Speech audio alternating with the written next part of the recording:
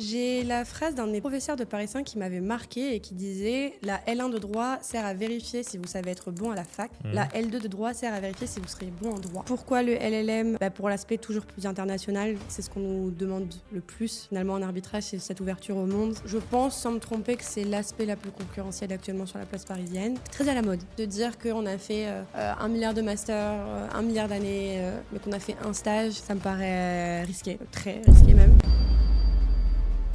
Bonjour à tous et bienvenue dans ce nouveau podcast de la prépa Legal Mentors, la prépa qui accompagne les étudiants en droit de la licence au master pour obtenir une mention. Aujourd'hui, on a la chance d'avoir une invitée avec un riche parcours, une invitée qui est passée par l'université Paris-Descartes, aujourd'hui appelée Paris-Cité, et également qui est passée par une école de commerce, l'ESSEC, et qui a fait aussi un petit tour aux États-Unis. Elle a obtenu le barreau de New York. Et elle est spécialisée en arbitrage. Elle est aussi passée par des grands cabinets d'avocats. Actuellement, elle travaille chez DLA Piper. Donc, Myriam, on est très content de pouvoir te recevoir aujourd'hui. Je vais t'inviter à te présenter. Donc, présente-toi présente ton parcours du lycée jusqu'à aujourd'hui. Et après, je rebondirai là-dessus en posant des questions un peu plus précises sur ton parcours. Ok, déjà bonjour John, bonjour à tous, merci pour l'invitation. Avec plaisir.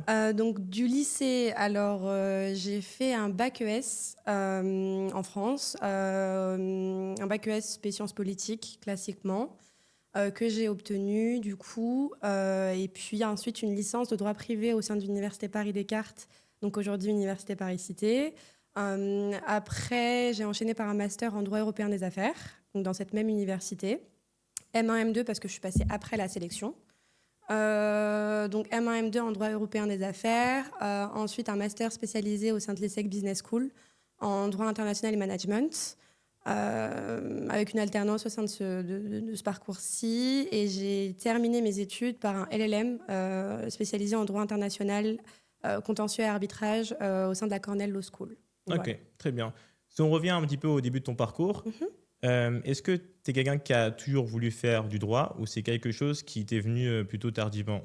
Ça m'est venu, je dirais, donc je ne sais pas si on pourrait parler de vocation, mais ça m'est venu plutôt assez jeune, je dirais dans l'adolescence. Mhm. J'avais lu un livre qui s'appelle Ne tirez pas sur l'oiseau moqueur d'Harper Lee, D'accord. très connu aux États-Unis, je crois qu'il y a plus de 50 millions d'exemplaires vendus, qui parlait d'un avocat commis d'office dans l'Alabama. L'histoire m'avait énormément touchée, elle était porteuse de plein de messages. Donc ouais, c'était environ en 4e, 3e que je me suis dit pourquoi pas. J'hésitais aussi avec un parcours en sciences politiques, mais je pense que oui, dans le fond, j'ai toujours voulu être avocate. Donc, plutôt assez jeune, ouais, effectivement. Très bien. Donc, tout naturellement, arrivé au lycée, Mm. tu candidates dans toutes les facultés de Exactement. droit, Mhm. donc principalement à Paris, Mhm. et tu as atterri à Paris-Cité. Exact. Et pourquoi Paris-Cité? Pourquoi pas Assas, Sorbonne ou Nanterre? Pourquoi avoir fait ce choix de Paris-Cité? Comment ça s'est fait? Pourquoi Paris 5? Alors, à l'époque, c'était sur APB, si je ne dis pas de bêtises. Et c'était en plusieurs tours. J'avais demandé, oui, l'ensemble des facs parisiennes, puisque j'ai grandi en région parisienne, donc c'était plus évident pour moi. J'avais obtenu, je crois, Saclay, d'autres facs, Cergy, etc. Mon choix s'était arrêté sur Paris 5. Au final, pourquoi pas? Il n'y a pas de raison particulière. Ça me semblait être une bonne fac. J'avais les amis de mon grand frère qui étaient passés par Paris 5. Enfin, c'était une fac qu'on m'avait plutôt bien vendue. Donc, ça s'est orienté de la sorte. Il n'y a pas eu de décision particulière, je dirais. Ok, très bien. Donc, tu arrives donc, à Paris 5, Mhm. tu fais tes premiers pas là-bas. Mhm. Souvent, quand on est étudiant en droit, les premières semaines, la première année, c'est un peu compliqué, surtout le premier semestre, Ouais. très difficile à valider. Donc, est-ce que pour toi, tu avais tout de suite pris le train en marche ou tes premières semaines en droit, c'était compliqué? Et juste de manière générale aussi, comment s'est passée ta licence? Comment tu travaillais? Est-ce que c'était plutôt compliqué? Est-ce que c'était plutôt confortable? Comment tu as vu ta licence de droit? J'ai la phrase d'un de mes professeurs de Paris 5 qui m'avait marqué et qui disait: la L1 de droit sert à vérifier si vous savez être bon à la fac. La L2 de droit sert à vérifier si vous serez bon en droit. Mhm. Et je trouve que c'est un peu ça, ce qui est perturbant à la faculté de manière générale. Alors là, du coup, on parle de la fac de droit en l'occurrence, mais c'est vraiment le fait que tu sois un peu laissé libre de toi-même, en fait. Tu t'organises un peu comme bon te semble. Tu dois aller au TD de manière obligatoire, certes, mais les amphis beaucoup moins. Donc, en fait, c'était toute cette organisation qui m'a semblé pas évidente au début. Je pense ne pas avoir été la seule. Prendre le pli, en fait. Se dire qu'est-ce qui est pertinent, qu'est-ce qui ne l'est pas, comment gérer un emploi du temps que tu dois gérer toi-même. Finalement, il n'y a plus les profs au lycée qui sont derrière toi. Choisir aussi tes options, qui arrivent quand même assez en licence, les mineurs. Ça a été un nouveau monde. Ça a été un nouveau monde, Oui. je pense. Ouais, Ouais. bah, j'ai eu la même expérience que toi. C'était en fait le grand bouleversement. C'est ça. Tu passes donc du lycée où tu es très accompagné, peut-être trop accompagné, à quasiment aucun accompagnement. Et donc, tu es un peu livré à toi-même. Et l'avantage, et c'est souvent un conseil qu'on donne aux étudiants en droit, c'est de bien s'entourer.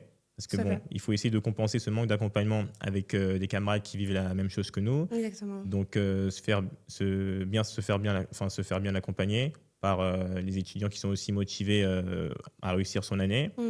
Et puis, essayer de prendre le train en marche, surtout travailler la méthode, qui est en première année la chose la plus importante à acquérir. Et normalement, ça devrait bien se passer. Et surtout aussi, ne pas s'inquiéter par les premières semaines qui sont un peu compliquées, où effectivement, on peut avoir de très mauvaises notes au départ et se dire qu'on n'y arrivera jamais. Mais il faut se dire qu'il y a un premier semestre, mais aussi un deuxième semestre. Et souvent, le deuxième semestre se passe mieux parce qu'on comprend un peu mieux comment ça se passe. On est habitué aussi à travailler les différents exercices juridiques. Et aussi, on est un peu mieux accompagné. Donc, il faut, je pense, avoir une vision un peu long terme quand on fait les études de droit. Ne pas se dire que voilà, la première note, c'est fini. Donc, assez d'accord avec toi. Ensuite, donc, toujours en restant un peu sur tes années à Paris Cité, est-ce que tu aurais, dont tu l'as un petit peu évoqué, mais est-ce que tu aurais des conseils à partager auprès des étudiants qui sont en licence ou en Master 1, des conseils pour leur permettre de viser les meilleures notes possibles, de ne pas non plus être débordé par le travail. Comment toi, tu t'organisais durant tes années-là et qu'est-ce qui a permis que tu puisses valider tes années? Ok. Alors, je rebondirai sur ce que tu as dit qui est, je trouve, hyper pertinent. C'est vraiment de partir du postulat qu'il faut s'entourer dans le sens où on est un peu laissé seul pour compte, mais si on trouve des gens qui sont d'ailleurs encore aujourd'hui des amis très proches que j'ai rencontrés en licence, des gens qui ont les mêmes aspirations que toi et qui sont là pour bosser, mais pour autant dans une ambiance un peu chaleureuse et bienveillante, ça change tout. Je trouve que oui, à Paris Cité, donc à mon époque c'était Paris Descartes, on avait cette chance d'avoir quand même une belle solidarité, je trouve. Les gens n'étaient pas malveillants, on pouvait se partager les cours si besoin, on pouvait essayer de faire des fiches ensemble, donc ça c'était top. Donc ça, ce serait, je pense, le premier conseil. Le deuxième, c'est essayer de voir ce qui aurait été fait par le passé. C'est-à-dire que demander aux profs d'amphi qui sont techniquement là pour nous, en fait. Donc, comment on pourrait s'organiser, quelles sont leurs attentes, quelles sont leurs méthodologies. Ça, c'est un conseil que j'ai appris sur le tas, donc plutôt en master, mais j'aurais peut-être bien voulu le savoir dès la licence, voir, je sais pas, par exemple, le prof de droit des contrats, sur quel thème apporter sa thèse. Parce que généralement, c'est un thème qu'il aime bien. Donc, ne pense pas toujours en plus. ça marche souvent, pas toujours, parce que parfois il change un peu, mais voir ce qui aura été fait dans les précédentes années, voir à quoi ressemblaient les partiels, quelle est sa méthodologie qui lui est propre. Garder en tête aussi que le droit, c'est une science sociale, donc il n'y a pas de réponse exacte.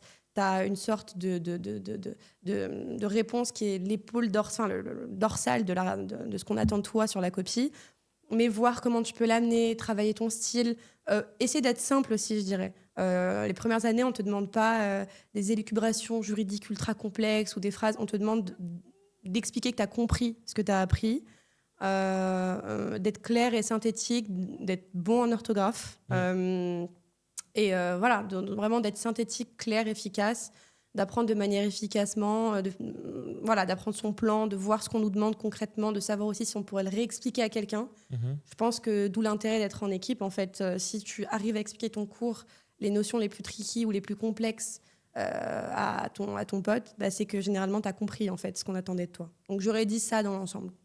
Exactement, totalement d'accord avec toi. Et pour ceux qui souhaitent bénéficier de conseils supplémentaires pour réussir leur année de licence ou de master, donc n'hésitez pas à prendre un appel. Il y a un lien qui se trouve dans la description. Donc, sur le choix du master, tu décides de faire un master en droit européen. Pourquoi cette spécialité, droit européen, sachant que finalement, tu t'es mis à faire de l'arbitrage? Moi, personnellement, quand je pense à quelqu'un qui veut faire du droit européen, j'ai pas l'impression que c'est une personne qui souhaite faire de l'arbitrage, mais plutôt une personne qui souhaite faire du droit de la concurrence, Ouais, du droit communautaire. tout à fait. Donc pourquoi avoir fait du droit européen, sachant que finalement, tu voulais peut-être déjà faire de l'arbitrage dès le master, non? Alors, ça m'est arrivé un peu sur le tas, l'arbitrage, mais ça, on pourra évidemment revenir dessus.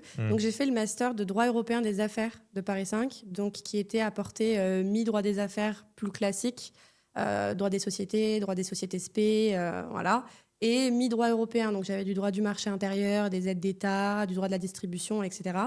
Donc, voilà, c'était un master orienté sur les deux. Mhm. Euh, donc pourquoi ce master-là? Parce que c'était les matières où je me sentais le plus à l'aise en licence. Donc ça coulait de source en fait, ça prenait du sens.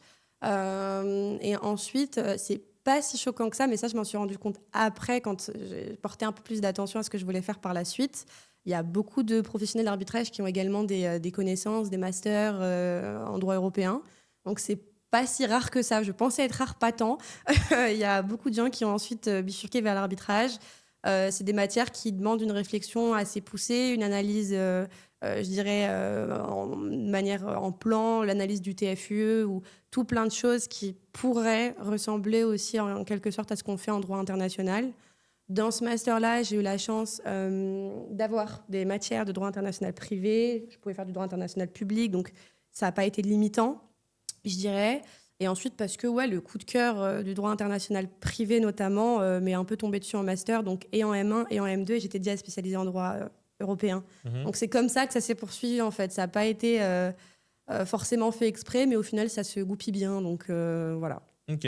Est-ce que tu dirais qu'il existe un master idéal ou plusieurs masters propres pour faire de l'arbitrage ou finalement on peut aussi bien faire un master en droit européen comme un master en droit international public, comme un master en droit international privé pour faire de l'arbitrage, ou est-ce que pour toi il existe quelques masters ou un seul master qui permet vraiment d'avoir la plus belle carrière en arbitrage? Alors, c'est hyper intéressant dans le sens où un de mes mentors, dans un de mes précédents stages en cabinet, m'avait dit qu'on pratiquait une des seules spécialités où il n'y avait pas de parcours type. Ok. Et je trouve ça très vrai. Je l'ai appris au fur et à mesure de ma spécialisation, c'est vrai. Oui, il y a quand même des masters qui commencent à... je penserais du coup d'office au Massy de Saclay, Oui. qui prépare à l'arbitrage. Après, est-ce qu'il y a un master type où il faut absolument passer pour poursuivre un arbitrage? Je pense que je ne me trompe pas en disant que non. Tu peux faire, oui, du droit international public, du droit international privé. Il y a même des gens qui passent par Sciences Po Paris pour faire de l'arbitrage. Donc, oui et non. Il y a des masters spécialisés spécifiquement en arbitrage, oui. Est-ce qu'il n'y a qu'un seul master ou deux ou trois qu'il faut absolument faire pour terminer en arbitrage? Non. Il y a des gens qui ont des parcours, je dirais, plus classiques, notamment en corpo, où ils ont fait des masters de droit des affaires et ils ont fini en arbitrage. Donc, oui et non, je dirais. Oui et non. Mhm. Ok. Donc même si je fais du droit international public, j'ai toutes mes chances d'être Ouais, dans un département bien d'arbitrage. sûr. Ok. C'est pas impossible, clairement. Ouais. Ok, très bien. Donc ensuite, à la suite de ton parcours, donc tu décides de ne pas t'arrêter là, donc tu fais Master 1, Master 2, droit européen des affaires, Mhm. et là tu candidates en école de commerce, Exactement. tu es prise à l'ESSEC. Mhm. Comment s'est passée ta candidature pour l'ESSEC? Pourquoi avoir rejoint une école de commerce aussi? Et est-ce que tu pourrais nous parler du programme de l'ESSEC, qui est le Master spécialisé dans droit des affaires internationales et management? Tout à fait. Donc est-ce que tu pourrais nous partager un petit peu le déroulé de cette formation? Alors, j'étais à la fin de mon M2. Le droit international me titillait du coup de plus en plus. Ok. J'avais aussi l'envie de pouvoir acquérir de l'expérience. L'avantage du DIN, et c'est toujours le cas aujourd'hui, c'est qu'il peut être fait en alternance. Donc, je trouvais que c'était une opportunité dingue de pouvoir intégrer une grande école de commerce après un parcours de droit, mais également de pouvoir la faire en alternance et donc d'apprendre d'un point de vue purement professionnel. Le DIN, ce qui était top, et c'est toujours le cas aujourd'hui, c'est qu'on peut choisir certaines de ces matières. Il y a un tronc commun obligatoire, certes, mais on peut choisir les spécialités qui nous intéressent. Ça a été l'occasion pour moi, du coup, de prendre des matières spécifiquement liées à l'arbitrage, et c'était top. Quel type de matière, par exemple? Il y avait du droit international privé classique, mais il y avait également de l'arbitrage commercial, des cours d'arbitrage commercial classique, des moots aussi. On a pu pouvoir, il y a le fait de pouvoir faire le Wismut de Vienne, qui est du coup un procès fictif en arbitrage que tu peux faire à l'étranger, donc à Vienne en Autriche. Ça, je trouvais ça chouette. Enfin, c'était top. Et puis surtout l'alternance. Ça a été ma première expérience significative dans le monde professionnel qui s'alliait bien avec mon parcours, qui répondait à mes attentes et où je pouvais aussi toucher un salaire. Enfin, tout se goupillait bien. Donc, c'est comme ça que la réflexion m'est venue. Ensuite, pour pouvoir du coup s'inscrire, donc il faut effectivement candidater. Il faut envoyer son dossier, il faut respecter les deadlines. Après, l'ESSEC est très au point sur ça. Tout est écrit pour qu'on puisse suivre ça convenablement, donc c'était chouette. Okay. Donc, on a un premier, je dirais, jet sélectif où ils prennent sur dossier. Donc, tu envoies ton dossier de la licence au master, si tu as pu faire des stages, tes notes, etc. Une lettre de motivation, tu remplis un questionnaire. Si ensuite tu es présélectionné, donc on dit que tu es admissible et tu passes ensuite à l'oral avec des anciens DIN et certains profs du DIN. Et ça, c'était pas mal aussi. Okay. Donc de voir ce qu'ont pu faire les alumni et ce que nous proposent les professeurs. Donc tu passes à l'oral, puis tu as le résultat au final. Donc, et c'est quel type d'entretien? C'est un entretien technique, un entretien de personnalité? Est-ce que c'est un entretien assez court? Est-ce que c'est un entretien assez long?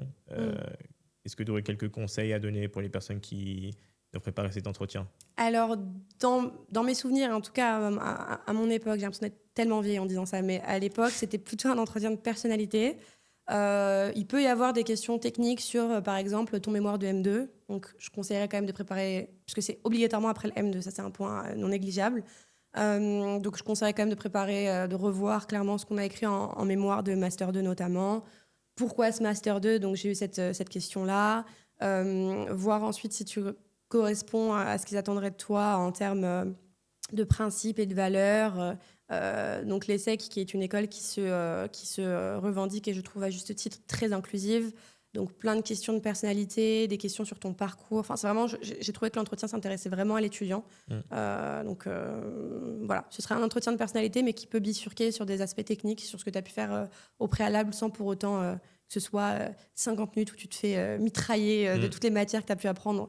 C'est à mi-chemin entre les deux, mais ça va. Ok, c'est assez équilibré. Exactement, un équilibre entre les deux, tout à fait. Très bien. Mais ce qui est intéressant avec le programme de l'ESSEC, je pense que c'est le programme parmi donc les 3 parisiennes qui est peut-être le plus international, parce que vous avez un voyage d'études. Tout à fait. Et en plus, vous avez aussi un autre voyage qui se fait au Maroc, il me semble. Oui, donc en plus une de certification. l'ESSEC. Ouais. Voilà, exactement.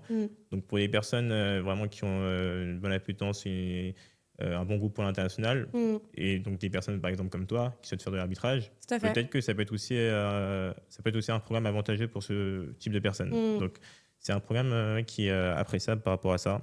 Et je pense que vous avez peut-être aussi c'est peut-être le master avec le plus de matières tournées vers l'international aussi. Tout à fait. Donc je pense que c'est aussi apprécié par les cabinets et les entreprises. Oui. C'est vrai que c'était une empreinte, c'est vraiment l'empreinte qui m'a le plus marqué, je pense.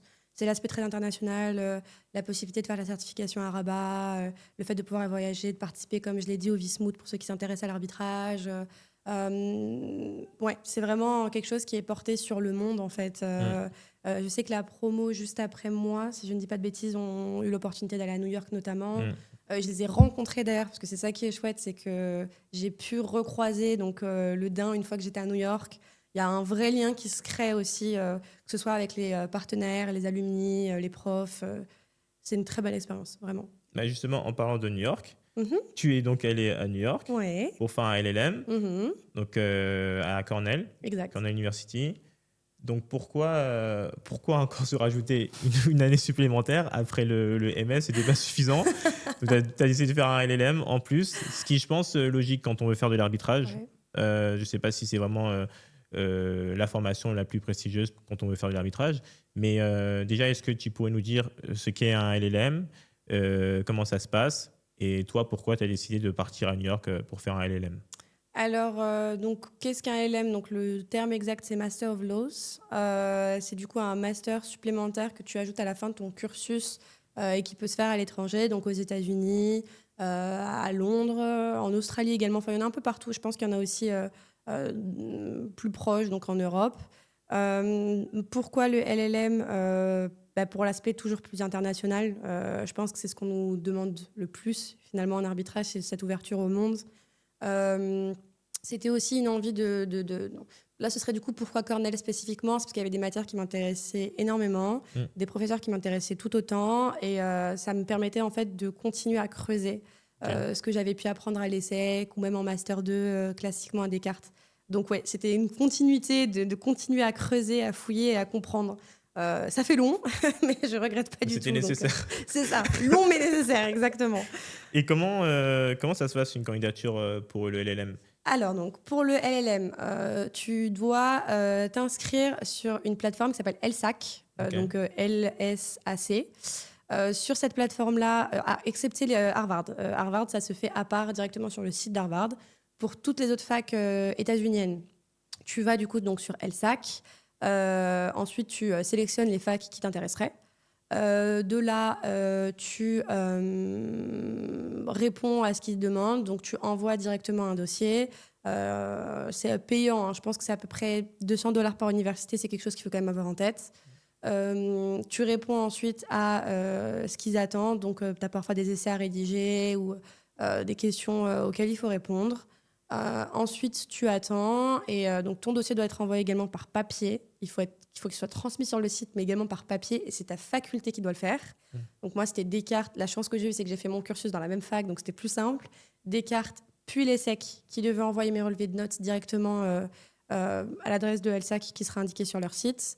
Et donc, tu remplis. Donc, tu sélectionnes ta fac. Tu remplis chaque dossier pour chaque fac. Et puis, tu attends les résultats. D'accord. Voilà. Donc, il n'y a rien à rédiger, pas une sorte d'essai? Si. Ah, quand même. Ah Ok. oui. D'accord. Et ça porte sur quel type de sujet en général? Ça dépend de la fac. Ça peut être soit quelque chose d'assez personnel, une anecdote qui t'aura fait grandir. Ça, c'était un des sujets qui m'avait marqué, en anglais évidemment. Ou bien expliciter le dernier mémo ou mémoire que vous avez eu à rédiger, ou bien la dernière tâche que vous avez eu à faire dans votre dernier stage, et puis t'explicites ce que tu as fait. Et voilà, ça dépend. Ça peut être du scolaire comme du perso. Ça dépend des facultés. Okay. Et des années aussi, je pense. Est-ce que tu as considéré que ton année de LLM était chargée ou c'était plutôt quelque chose de plus soft par rapport à tes années de licence et de master à Paris-Cité? Alors, ça dépend dans le sens où, personnellement, j'avais fait le choix de prendre énormément de matière. D'accord. Donc, c'était plutôt chargé. Après, j'estimais que c'était une opportunité de dingue de pouvoir étudier tout ça à l'étranger. Donc, ça a été un choix de ma part. Donc, ça a été chargé au final, parce que j'ai pris beaucoup de crédit. Oui. Mais ça peut être plus soft. En fait, certains partiront du postulat que c'est le barreau de New York qui les intéresse spécifiquement. Donc, ils vont se concentrer sur des matières liées au barreau de New York. Et donc avoir une année, je dirais, plus soft pour pouvoir se concentrer sur le barreau de New York. D'autres, plutôt comme moi, feront le choix de prendre des matières qui sont exclusivement liées à leur spécialisation, puisqu'on est déjà spécialisé en général quand on part en LLM. Ça dépend. J'ai fait le choix de me spécialiser. Il faut quand même avoir en tête que ça reste un coût, que je voulais amortir, pour être très honnête. Donc ça a été assez chargé, mais c'était un choix de ma part. Il n'y a pas de regret vis-à-vis de ce choix-là. D'accord.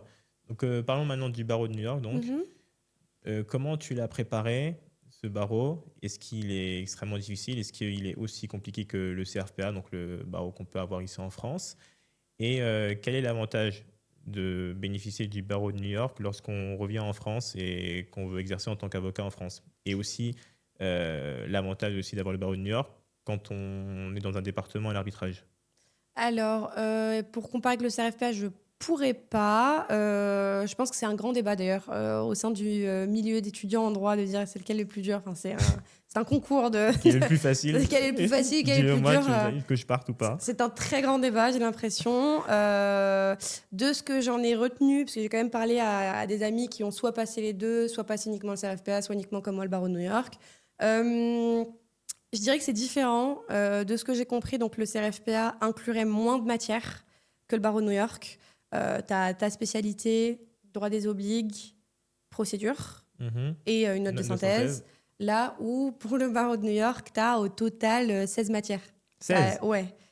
Si je ne me trompe pas, tu as 8 majeurs. Enfin, certains considèrent que c'est 7 parce qu'ils incluent droit pénal et procédure pénale dans la même matière. D'autres la divisent, donc ils te diraient 8, plus 8 mineurs. À noter qu'il y a une réforme du barreau de New York qui va sortir en 2026, donc il y en aura probablement moins. Mais du coup, c'est une approche qui est totalement différente, dans le sens où le CRFPA, c'est moins, mais je pense qu'on te demande de rentrer beaucoup plus en profondeur. Là, au barreau de New York, factuellement, tu as beaucoup de matière, donc tu auras moins le temps d'aller en profondeur. Et je pense même que tu ne peux pas aller plus en profondeur parce qu'il faut retenir l'ensemble. Et comment ça, aller en profondeur, c'est quoi le format de l'examen? En gros, donc déjà, donc tu as le barreau de New York en tant que tel qui s'appelle le UBE, donc c'est le Uniform Bar Examination, qui consiste en 2 jours, donc matin après-midi, qui peut se passer 2 fois dans l'année. Ça, c'est important, c'est et en février et en juillet. J'avais passé la session de février pour ma part. Ça se passe comment? Donc, tu as en gros le premier jour, donc la première matinée, tu as ce qu'on appelle le MPT. S'il fallait comparer avec le CRFPA en prenant des pincettes, c'est un peu l'équivalent d'une sorte de note de synthèse, où en gros, tu as 2 petites notes de synthèse d'1 heure et demie chacune, où tu as littéralement une sorte de staffing de cabinet d'avocat, un mémo à rédiger, une lettre à envoyer au juge. C'est vraiment se mettre dans la place, dans la peau d'un avocat et essayer de rédiger avec le temps imparti. Je pense que c'est une des plus grosses difficultés du barreau de New York, c'est que ça va très vite. 1 heure et demie par note de synthèse, c'est extrêmement rapide. Donc ça, c'est notre première matinée. L'après-midi du premier jour, c'est la partie essays. Donc, tu as 6 cas pratiques d'une demi-heure chacun auxquels il faut répondre. C'est des cas pratiques guidés, tu as des sous-questions et il faut répondre à l'ensemble des sous-questions. C'est quand même très rapide, une demi-heure par cas pratique, le temps de lire, de s'approprier le sujet, et ça peut tomber sur n'importe quelle matière, donc la majeure ou la mineure. Okay. Et le deuxième jour, matin et après-midi, c'est des QCM. Donc, 100 questions le matin, si je ne me trompe pas, et 100 questions l'après-midi. Ça, c'est l'UBI. Sans compter le fait que, en plus de devoir valider l'UBI, il faut que tu valides 2 autres épreuves qui sont liées au barreau de New York. Donc, une épreuve de déontologie qui se passe dans une autre période de l'année. Soit tu peux faire le choix de la passer pendant ton LLM, soit en revenant. Et une épreuve de droit new-yorkais. Donc, c'est un QCM de droit new-yorkais et déontologie, c'est un QCM de déontologie fédérale.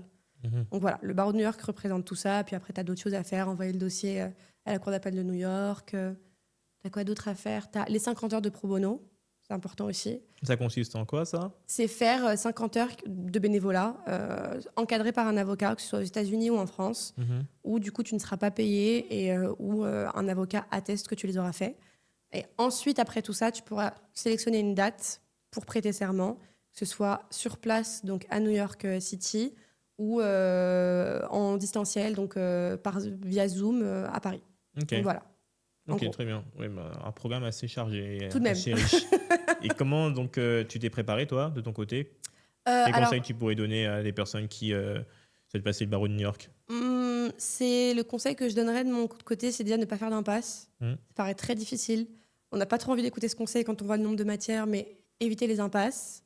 Ensuite, je dirais avoir conscience de ses forces et de ses faiblesses. C'est-à-dire que, par exemple, des gens, c'est factuel, ont beaucoup plus d'aisance en QCM.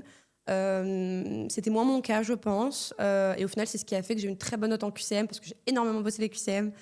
Et c'est ce qui a fait que tout s'est bien passé au final. Avoir conscience de ses forces et de ses faiblesses sans pour autant négliger le reste. Donc se concentrer sur ce qu'on estime le plus pertinent pour nous, sans oublier les autres épreuves, et entraînement. C'est-à-dire vraiment, le bachotage, c'est hyper important, vu qu'en plus on n'a pas de code aux États-Unis, donc c'est toi et ta tête et ton stylo. Mais ne pas oublier de mettre ça en pratique. Je dirais que c'est ça le conseil que je donnerais. Ne pas hésiter à faire des MPT. Ah oui, il faut aussi avoir conscience des pourcentages. C'est-à-dire que donc, le MPT, donc l'équivalent de la note de synthèse, vaut 20% de la note totale. Les essais valent 30% et les QCM valent 50%. Donc, avoir quand même conscience des coefficients. Avoir également conscience... Bon, ça, c'est un peu stressant, mais je pense que c'est aussi important d'avoir en tête, c'est une curve. Le barreau de New York ne s'en cache pas, c'est un concours.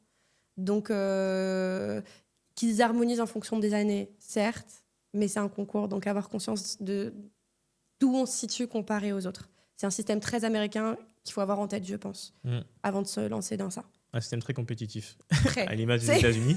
Voilà, c'est ça. Ils reproduisent ce pourquoi on les connaît, quoi. C'est clairement ça. Et c'est bien de l'avoir en tête, tu vois. Okay. C'est important, je trouve. Ok, très bien. Merci pour toutes ces informations. Pour toutes les personnes qui s'interrogent sur leur orientation, qui se demandent quel master faire une école de commerce, faire un LLM, n'hésitez pas à prendre un appel. Je serai ravi de vous répondre à toutes vos questions. Il y a un lien dans la description. On va parler maintenant de l'arbitrage, donc ta spécialité.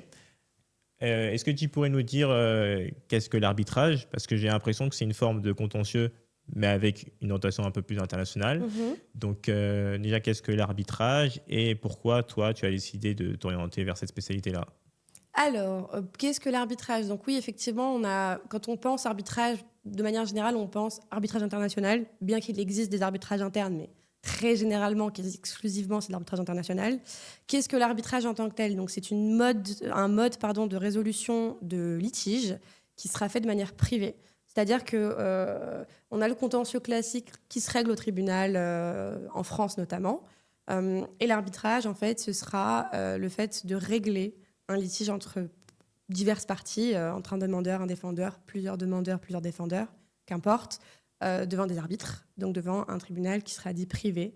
Et voilà, c'est simplement ça. C'est une façon de régler de manière différente, à part un litige. Et pourquoi, du coup, pourquoi on ne passerait pas devant un tribunal de manière classique? Pour plusieurs raisons. Déjà, de un, pour l'aspect plutôt confidentiel. C'est très généralement de très grosses structures, voire même des États, quand on parle d'arbitrage d'investissement. Il y a un aspect réputationnel qui est conséquent, du coup. On n'a pas forcément envie que dès le lundi matin, tous les médias français se targuent de savoir ce qui se passe entre telle boîte et telle boîte. Donc c'est plutôt un aspect confidentiel. Techniquement, un aspect de rapidité. C'est encore un critère qui est retenu aujourd'hui. Et je dirais aussi un aspect de précision, parce que très généralement, les arbitres ont une formation dans le sujet qui nous intéresse. Si on fait un arbitrage, je ne sais pas, de construction, tu auras forcément des gens qui sont à la pointe de cette problématique-là et qui, du coup, pourront t'aiguiller au mieux et pourront juger au mieux ton problème, Ok. ton litige. Et donc, toi, tu es actuellement donc, chez Gilles Piper, donc tu Mhm. fais un stage là-bas, au département arbitrage, mais tu es aussi passé par Skeden et Gide, Ouais, dans le même type de département. Euh, je sais qu'en arbitrage, il y a des cabinets boutiques tout à et il y a fait. des cabinets comme ceux que je viens de citer qui ont de nombreux autres départements et qui ont un département en arbitrage. Donc toi, comment tu as choisi le type de cabinet dans lequel tu souhaitais travailler et aussi comment tu es parvenu à rejoindre ces beaux cabinets, ces gros noms. Alors, dans l'ordre, je dirais que Skaden, ça a été fait comme une sorte de césure. Donc, j'avais terminé mon alternance ESSEC chez Vinci. Et donc, j'avais 6 mois de battement avant de démarrer mon LLM. Donc, ça s'est fait à ce moment-là. Comment j'ai intégré Skaden? En candidatant, je dirais classiquement. 6 mètres en avance, ça je pense que c'est un conseil qu'on donne et redonne, mais il faut toujours le redonner. Mhm. S'organiser en amont, euh, en donnant donc son CV tout simplement.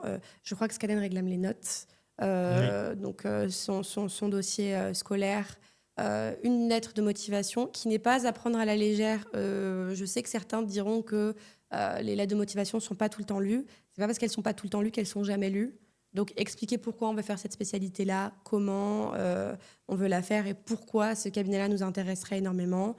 Skaden a été une opportunité, je trouve, incroyable parce que ça a été... donc, c'était Skaden Paris, mais qui bosse étroitement avec Skaden New York. Et comme j'allais en LLM à New York, ça se C'était logique. goupillait bien, on va dire. Donc, c'était logique. Ça a été deux tours simplement d'entretien. Motivation, certes, avec un peu de technique aussi, savoir de quoi on parle. Le conseil que je donnerais, c'est bien observer les dossiers que ferait le cabinet que la personne aimerait intégrer.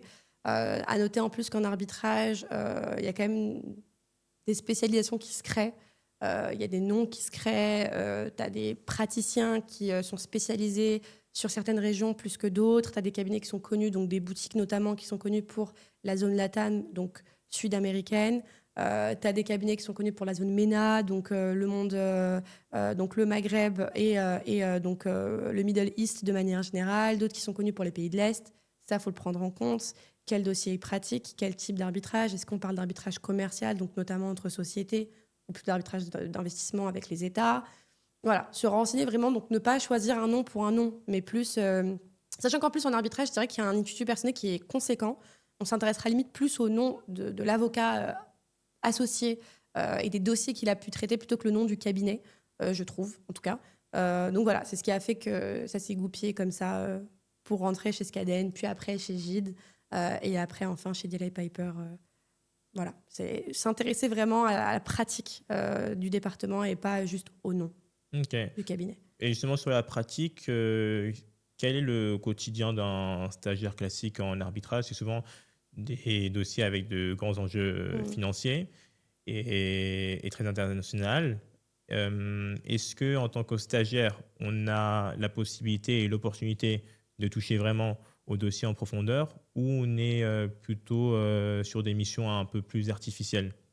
Je pense que tout dépend des équipes, tout dépend également du lien qui se crée avec les équipes, tout dépend aussi du niveau d'expérience qu'on a, ou ça dépend de plein de choses. Je dirais du coup que ça dépend, c'est horrible de répondre ça, mais c'est jamais oui, c'est jamais non, c'est ça dépend. On est en droit, hein, c'est normal. C'est un peu ça. Les tâches sont variées.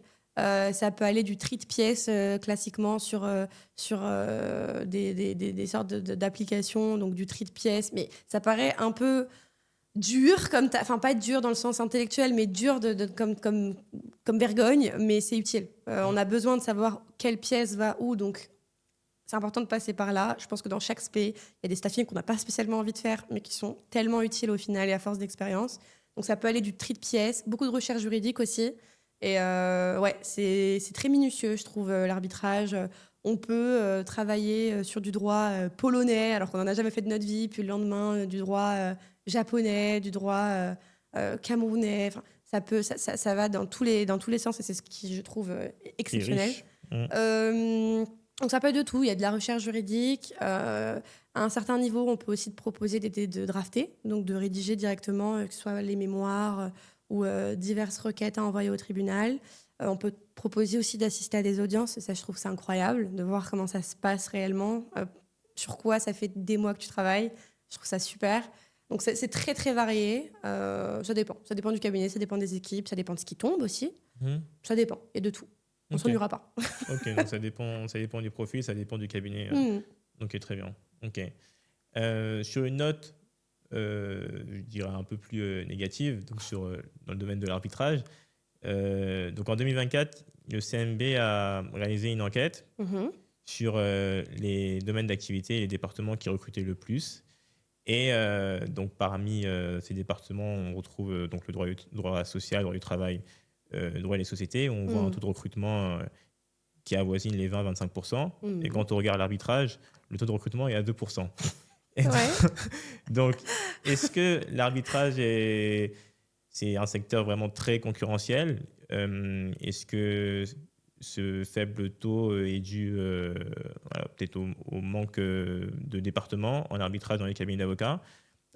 Et comment, en tant que candidat qui souhaite faire de l'arbitrage, comment on fait face à cette difficulté-là? Et comment on fait pour se démarquer et parvenir à avoir un stage et une collaboration?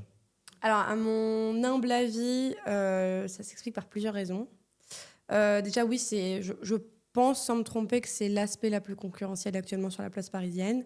Très à la mode, l'arbitrage, ces derniers temps. Beaucoup de masters qui apparaissent, beaucoup de certifications qui apparaissent, parce que je trouve que c'est aussi une des spécialités, sans évidemment attaquer les autres spécialités, mais je trouve que c'est une des spécialités les plus intéressantes. C'était une conseil qui m'avait dit dans un des cabinets par lesquels j'étais passée, ça fait 15 ans que je suis avocate et je n'ai jamais rien appris sur un dossier. Je n'ai jamais pas appris quelque chose. J'ai toujours redécouvert quelque chose, j'ai toujours découvert quelque chose. Je trouve ça dingue. Mais du coup, alors pourquoi c'est à ce point-là complexe sur Paris? Oui, donc pour plusieurs raisons. Déjà, le fait qu'on soit en concurrence contre le monde entier quand même. C'est important de noter que Paris est une très belle place de l'arbitrage. On a notamment le siège de la CCI ici. Il y a pas mal d'arbitrages, que ce soit de la zone MENA ou nord-africaine ou tout simplement africaine, subsaharienne, qui se déroule à Paris. Donc déjà, donc tu as des gens du monde entier qui veulent venir travailler à Paris, ça c'est sûr. Le fait aussi que ce soit très exigeant. Il y a beaucoup de gens qui sont passés par un doctorat notamment, donc qui démarrent très tard, qui entrent en arbitrage. Le fait aussi que ce soit très confidentiel, donc assez cloisonné, il faut en avoir conscience. Ça s'explique pour plusieurs raisons. C'est aussi le fait que ça compte, selon moi encore une fois, mais ça reste une spécialité qui peut être rentable, parce que c'est ce qui intéresse surtout les cabinets. Est-ce que c'est rentable pour leur cabinet? Oui, mais à quel prix, au bout de combien de temps? Donc, tu ne trouveras pas autant de cabinets ou de départements d'arbitrage sur la place parisienne que tu en trouveras notamment en droit social ou en corporate M&A. Ça, il ne faut pas se leurrer. Donc, c'est un tout, en fait. C'est le fait que déjà, de base, c'est une spécialité qui n'est pas pratiquée partout. Et c'est ensuite le fait que de plus en plus de gens s'y intéressent et qu'en plus, tu rajoutes le fait que des gens du monde entier veuillent venir sur Paris. Il y a trop de choses qui font que Beaucoup de paramètres. les 2% ne me choquent pas tant que ça. Donc, voilà, c'est... Et comment faire face à cette difficulté-là? Comment parvenir à maximiser ses chances d'intégrer les meilleurs cabinets? Est-ce qu'il faut faire comme toi, enchaîner les diplômes, faire un MS plus un LLM, ou il faut juste chercher à multiplier l'expérience professionnelle, que ce soit en France ou à l'étranger? Qu'est-ce qui, en tout cas, dans ta position à toi, qu'est-ce qui pourrait faire la différence pour avoir un accès un peu plus privilégié à ce type de département? Je dirais que c'est d'être concentré à 50% sur son profil académique et à 50% sur son profil d'expérience professionnelle. Okay. L'un est aussi important que l'autre. Okay. C'est-à-dire que se dire qu'on a fait 1 milliard de masters, 1 milliard d'années, mais qu'on a fait un stage, ça me paraît risqué. Très risqué même. Me dire ensuite qu'on a fait 10 milliards de stages, mais que sur le parcours académique, on n'est peut-être pas passé par où on aurait dû passer, ou on n'a peut-être pas fait assez, c'est aussi pour moi problématique. Ce serait de trouver le parfait équilibre, le juste équilibre, qui n'est pas forcément évident. On le cherche encore un peu tous, je pense, entre l'académique et l'expérience professionnelle. Okay. Et ensuite, trouver quelque chose qui a du sens. Bon, ça, après, ça dépasse même le spectre de l'arbitrage, mais pourquoi telle spécialité? Pourquoi elle m'irait bien à moi? Pourquoi elle m'intéresse? Pourquoi pas? Se laisser une chance et se faire confiance. C'est vraiment un ensemble, en fait. C'est être aligné personnellement sur ce qui nous plaît, mais également professionnellement. Et comment on y répond professionnellement, tant par le parcours académique que par les stages. Je dirais ça. Très bien. Merci beaucoup. Dernière question. L'importance des langues, de l'anglais surtout en arbitrage, de manière générale dans les cabinets internationaux. Ça, c'est la base. Quelle est vraiment la place de l'anglais en arbitrage? Et est-ce que, vu que c'est un département qui est fondamentalement international, est-ce que c'est aussi nécessaire et un plus, enfin forcément c'est un plus, mais est-ce que c'est indispensable plutôt, de maîtriser une troisième langue aussi? Donc, quelle est la place donc, de la langue en arbitrage, et est-ce que c'est nécessaire de maîtriser 3 langues ou plus? Je dirais que l'anglais, c'est plus qu'un prérequis en arbitrage. Voilà. D'où l'intérêt également dans LM. C'est-à-dire que je ne sais même pas si on la compte actuellement comme une langue en plus sur Paris. On bosse autant en français qu'en anglais. Après, évidemment, tout dépend des dossiers sur lesquels tu tombes. Mais c'est un prérequis, c'est une condition sine qua non. Donc ça, c'est essentiel d'avoir peut-être conscience de ça, surtout si on s'y intéresse assez jeune. Il n'est jamais trop tard pour progresser dans une langue, ça c'est sûr. Donc l'anglais, oui, c'est... mais c'est même pas que pour drafter ou pour rédiger. C'est même... avec possiblement tes supérieurs. C'est-à-dire qu'il y en a qui parlent français et anglais ou que anglais. Donc ça, je pense que c'est important de l'avoir en tête. Encore une fois, on n'a jamais fini d'apprendre, donc c'est jamais trop tard. Si on ne s'estime pas assez à l'aise en anglais, que ce soit passer par un LM, oui, mais si c'est que pour ça, ça peut peut-être faire un peu léger. Avoir l'opportunité d'essayer de travailler à l'étranger, ça peut déjà aider, ne serait-ce qu'à Londres. Donc l'anglais, c'est sûr. Et ensuite, oui, la troisième langue possible, oui, c'est un très, très joli bonus. Que ce soit l'espagnol ou notamment l'arabe, qui est très, très recherché en arbitrage, c'est une réalité. D'autres langues encore plus rares, telles que le mandarin, très recherché aussi. Il y a également pas mal de cabinets qui recherchent en russe. Donc ça, ce serait un très, très, très joli bonus. Une très, très jolie ligne sur un CV. Ok. Totalement. Ok, donc vaut mieux plus que pas assez. Ah oui, de toute façon, il n'y en a jamais assez. On voit ça. Avec ton profil, ça s'est confirmé. Très bien. Merci beaucoup, Myriam. C'était donc la dernière question. Donc, merci beaucoup pour ton partage, ton témoignage. Je pense que ça va vraiment aider un maximum de personnes. Surtout que tu es passé par un peu tous les diplômes possibles. La question, c'est qu'est-ce que Myriam n'a pas fait? Non, pas du tout. Pas du tout, pas du tout. Donc, Faut pas dire non, ça. franchement, merci beaucoup. Avec Merci grand, beaucoup grand pour plaisir. ton Merci partage. beaucoup. Merci encore pour l'invitation et bon courage à tous. Avec grand plaisir. Donc, si vous avez aimé la vidéo, n'hésitez pas à liker, à commenter, à partager et à vous abonner. Et pour toutes les personnes donc, qui souhaitent être accompagnées pour obtenir la mention durant leur cursus en droit ou aussi pour obtenir un master ou une école de commerce, donc n'hésitez pas à prendre un appel. Il y a tous les liens qui se trouvent dans la description. À bientôt. À bientôt.